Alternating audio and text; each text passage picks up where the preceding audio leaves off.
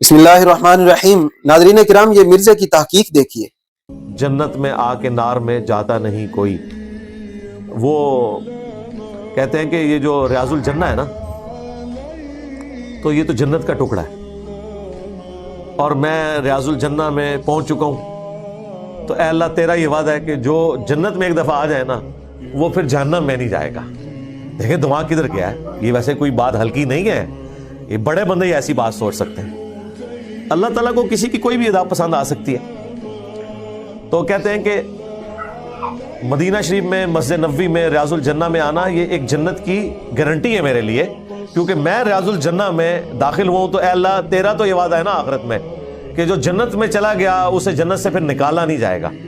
تو اس میں امپلائڈ ہے کہ ہم اللہ سے امید کرتے ہیں کہ ہم ریاض الجنہ میں آئے تو اب ہمیں جہنم میں داخل نہیں کیا جائے گا۔ اللہ کرے یہ دعا قبول ہو۔ اسی کو کہتے ہیں الفضل ما شاہدت بالاعداء، یعنی اس بندے کی حالت دیکھیے، جب یہ بیچارہ بول رہا ہوتا ہے اس کا چہرہ بتا رہا ہوتا ہے کہ اس کو اپنی تحقیق پہ یقین نہیں۔ یہ گھڑی کوئی بات کرتا ہے، اس کے بعد کوئی بات کرتا ہے۔ یہ بندہ بارہا مرتبہ ان بزرگوں کو مشرک کہہ چکا ہے، گستاخ کہہ چکا ہے، ختم نبوت کے ڈاکو کہہ چکا ہے، اور اب آ کے اس کو ہے کہ اللہ کو کسی کی کون سی ادا پسند آ جائے، کیا کسی مشرک کی ادا پسند آئے تو اللہ اس کو معاف کر دے گا؟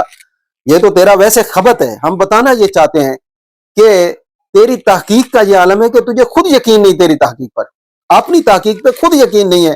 اور اگر تیرے وہ اقوال پہلے والے جو تو ان بزرگوں کے بارے میں کہتا رہا ہے وہ صحیح ہیں، تو پھر ما کان للنبی والذین آمنوا یستغفروا للمشرکین، سورہ توبہ کی آیت کے تحت تیرا کیا حکم ہوگا؟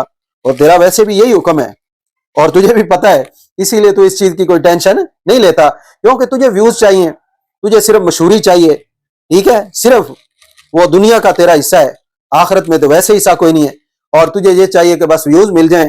کبھی ہمدردی کا بیان دے لیا، کبھی مشرک کہہ لیا، کبھی کچھ کہہ لیا، کبھی کچھ کہہ لیا، 1 منٹ پہلے جناب یہ شرک ہے، پھر تھوڑی دیر بعد اس کو دعا دے دی۔